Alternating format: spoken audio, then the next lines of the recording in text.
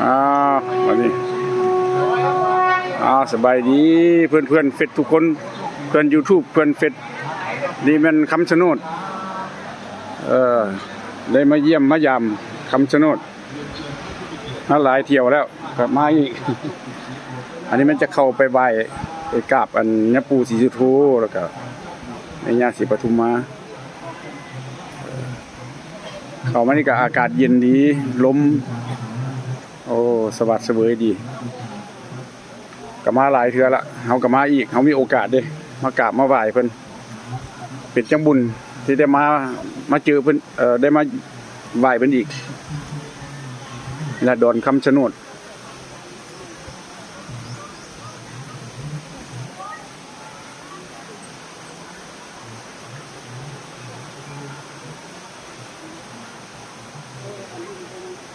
เข้ามานี่ก็เย็นดีเป็นอากาศต่างกันอากาศต่างกันหลายทั้งนอกกับทั้งในอันนี้ข้ามสะพานตัวนี้มากกับเป็นอากาศเย็นชุ่มชื่นดีนี่แหละอันนี้เป็นน้องเป็นเกาะอันนี้ก็เป็นน้องอันเป็นสระบัวตัวนี้เป็นเพิ่นจะเป็นอันบนเพิ่นปล่อยปลาปล่อยยังอันนี้ดึงซุ่มเข้ามาอันนี้ขั้นท้ายกับหลังกันมันออกไปนี่ทางออกอันนี้เขาเข้ามาเขาจะต้องได้ทายให้เพื่อนๆทุกคนสวยงามหลายเข้ามานี่เย็นดีพอไม่พี่น้องกับมีหลายคนก็ได้มาผู้บ่ได้มากับบ่เห็นก็ได้เบิ่งได้ชมน้ำกันเด้อ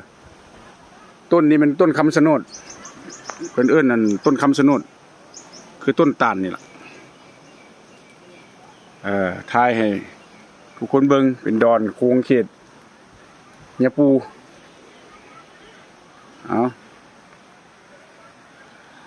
มันเลขอย่างนี้เนาะเบิ่งดู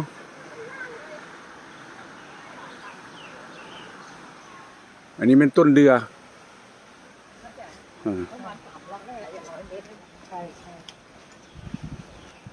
อากาศงามหลาย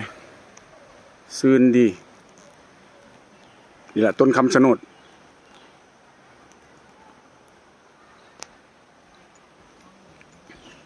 เมืองคำชะโนดต้นเดือต้นนี้อัศจรรย์หลายอยู่บนอื่นบ่มีอยู่ประเทศใดก็บ่ได้มีคันมีก็จะส่วนน้อยอยู่เมืองไทยนี่ล่ะแต่ว่าอยู่นี่มันเป็นดอนของอันต้นคำชะโนดเลย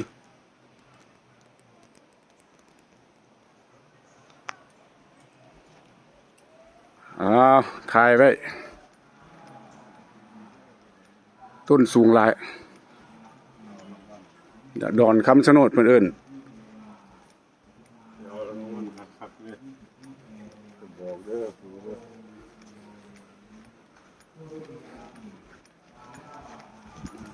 ขอถ่ายเอายาวๆหน่อยนึงหน่อยหมูสิอธิบายแบบใดนี่อากาศเย็นต่างกันหลายอยู่นี่เย็นดีข้างนอกร้อนสบายดี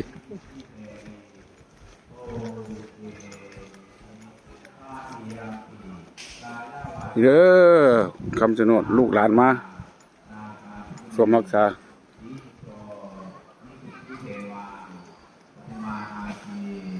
วิสุทธิเทวีโอเคนี้สาธุพ่อปู่ที่สุโธแม่ย่าที่ปทุมมาพระผู้เจ้าที่ลูกหลานขอไทยได้น้อมนำเครื่องสักการะไทยคุณเป็นนักทำบุญเป็นมากราบไหว้บายสีมาโควีคันทาว้าวย่างเราคุณน้องจะไปหดต้นเดือยังไงฟังนั้นเป็นต้นเดือต้นนั้นรับแล้วได้โปรดเมตตาประทานพรให้ลูกให้หลานประสบความสำเร็จในสิ่งที่ปรารถนาและตั้งใจไว้ให้หายเคราะห์หายทุกข์หายโศกหายโรคหายภัยมีแต่ความเจริญรุ่งเรืองทั้งหน้าที่การงานเด้อบ่อนคำชะโนดที่โชคลาภวาสนาขอให้เงินไหลนองขอให้ทองไหลมา ให้โชคดีมีความสุขจะเดินรุ่งเรืองตลอดไปทุกท่านทุกคนด้วยสาธุสาธุสาธุเอาพระวางพระถวายแล้วก็หมากภูดีกองอะไรใบสีได้เอาพระวางพระถวายแล้วท่านที่ร่วมทำบุญปัจจัยใส่ใบสีท่านมีมา เอาบัดนี้จึงสิทายใหม่เนาะบัดนี้จังหน่อยจึงสิไปอันเรียบไปบนบ่อน้ำศักดิ์สิทธิ์นี่อันนี้จะได้ไปไหว้เดี๋ยวนิดนึงเอาบัดถ้าจะไล่ใหม่เด้อเอาบ๊ายบายทุกคน